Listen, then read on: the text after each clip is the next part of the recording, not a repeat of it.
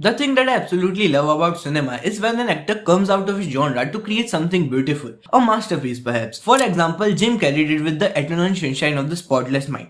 अगर तुम Jim Carrey को जानते हो तो तुम्हें पता होगा 2004 से पहले उन्होंने सिर्फ और सिर्फ कॉमेडी कैरेक्टर्स को ही प्ले किया था। ऑल्दो उनकी मूवीज बहुत अच्छी चल रही थी, वो बहुत ज्यादा अच्छे एक्टर कंसिडर किए जाते थे, बट द थिंग वाज कि वो अपने जॉनरा से बाहर नहीं निकल पा रहे थे। एंड उसके बाद 2004 के अंदर उन्हें ऑफर मिलता है the project the eternal sunshine of the spotless mind. अगर तुमने इस मूवी को देखा, you know it's one of the greatest romantic movies of all time.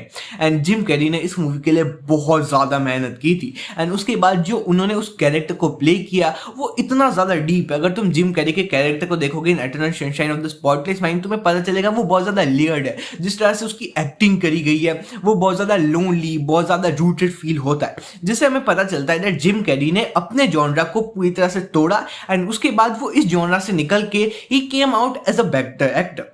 And इस वीडियो के अंदर हम ऐसे ही कुछ एक्टर्स के बारे में बात करने वाले हैं जो कि एक जॉनरा के अंदर फंस गए थे, लेकिन इवेंचुअली उन्हें कोई एक ऐसा पर्टिकुलर प्रोजेक्ट मिला जिसके लिए उन्होंने बहुत मेहनत की एंड उसके बाद वो एक एक्टर की तरह काफी ज्यादा बेहतर हो गए।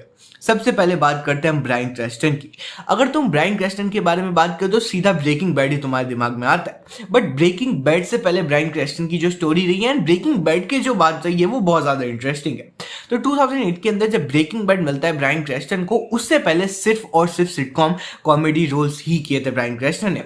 तुमने उन्हें शायद How I Met Your Mother के अंदर देखा होगा, 3-4 और सिटकॉम्स के अंदर भी देखा होगा, क्योंकि ब्रायन क्रैस्टन वाज अ सिटकॉम गाय, मतलब इसे तुम सिटकॉम्स के अंदर डाल सकते हो। बट उसके बाद उन्हें ब्रेकिंग बैड का ऑफर मिलता है एंड ब्रेकिंग बैड के लिए वो काफी मेहनत करते हैं। And eventually we all know that Breaking Bad is the greatest TV show in my opinion. And अगर तुम नहीं भी मानते इसके अंदर, तुम मानोगे दैट जो वॉल्टर वाइट का कैरेक्टर था वो बहुत ज्यादा लेयर्ड था। उसे प्ले करने के लिए, जो उसके इमोशंस को प्ले करने के लिए, there can be no better guy than Bryan Cranston himself. And इसकी वजह से जैसे उन्होंने प्ले किया, उन्होंने अपने जॉनरा को तोड़ दिया सिटकॉम। एंड उसके बाद का उनका करियर बहुत ज्यादा इंटरेस्टिंग हुआ।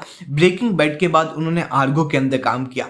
अब तक वो अब सिटकॉम्स के अंदर काफी ज्यादा कम काम कर रहे हैं। उन्होंने आर्गो के अंदर किया, अभी उन्होंने द स्टूडियो के अंदर किया, उसके अलावा भी 3-4 उन्होंने छोटे छोटे रोल्स किए।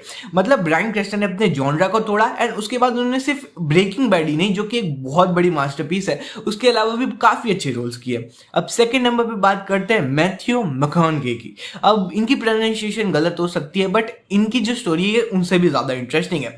जब भी कोई जॉनरा तोड़ने की बात आती है या फिर going out of his genre, Matthew will be the number 1 गाय।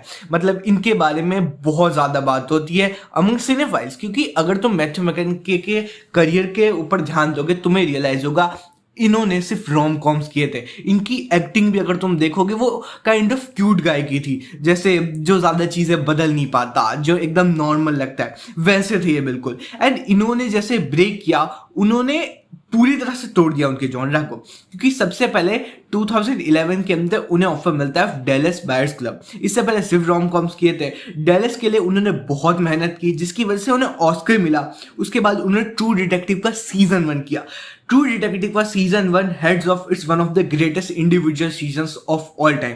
अगर तुमने देखा है तो तुम प्रोबेबली से भी करोगे। एंड उसके बाद उन्होंने इंटरस्टेलर की। ये जो 3 चीजें मैंने बताई, 3 प्रोजेक्ट्स बताए ना, ये इतने ज्यादा ग्रेट है। जैसी वो एक्टिंग करते थे 2010 से पहले एंड उसके बाद जैसे उन्होंने एक्टिंग की, अगर तुम उनकी कोई भी मूवी उठा के देख लो तुम्हें रियलाइज होगा that as an actor he became way way way better than any actor has done.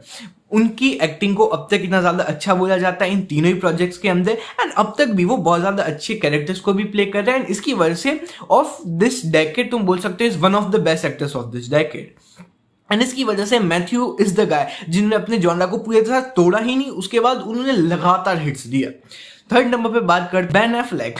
Ban Affleck is the guy जिसने वापस से सिर्फ एक्शन मूवीज के अंदर ही रोल प्ले किए थे। एंड बैन एफ्लेक की स्टोरी सिर्फ एज एन एक्टर नहीं होती, उनकी डायरेक्टिंग एंड राइटिंग से भी उन्होंने अपने आप को बदला।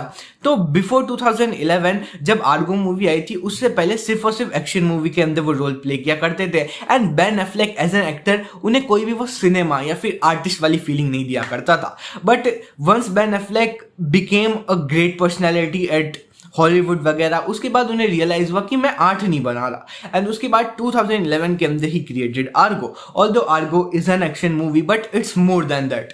उसके अंदर जो उन्होंने कैरेक्टर प्ले किया इट्स वे बेटर, उन्होंने उसे लिखा, उसे उसने डायरेक्ट किया, एंड आर्गो के साथ बेन एफ्लेक ने अपना पूरा करियर बदल दिया, लाइक पूरे करियर को जैसे डिफाइन किया उन्होंने। उसके बाद उन्होंने गॉन गर्ल के अंदर एक्ट किया, उसी टाइम के अंदर उन्होंने द टाउन के अंदर एक्ट किया, एंड उसके बाद भी उन्होंने काफी सारे ब्यूटीफुल कैरेक्टर्स को प्ले किया, जिसकी वजह से बेन एफ्लेक का भी करियर डिफाइन हो गया। तो आज की वीडियो के अंदर तो हमने ज्यादा बात नहीं की क्योंकि ये मेरी पहली वीडियो एंड ज्यादा एडिटिंग ना करने पड़े इसलिए,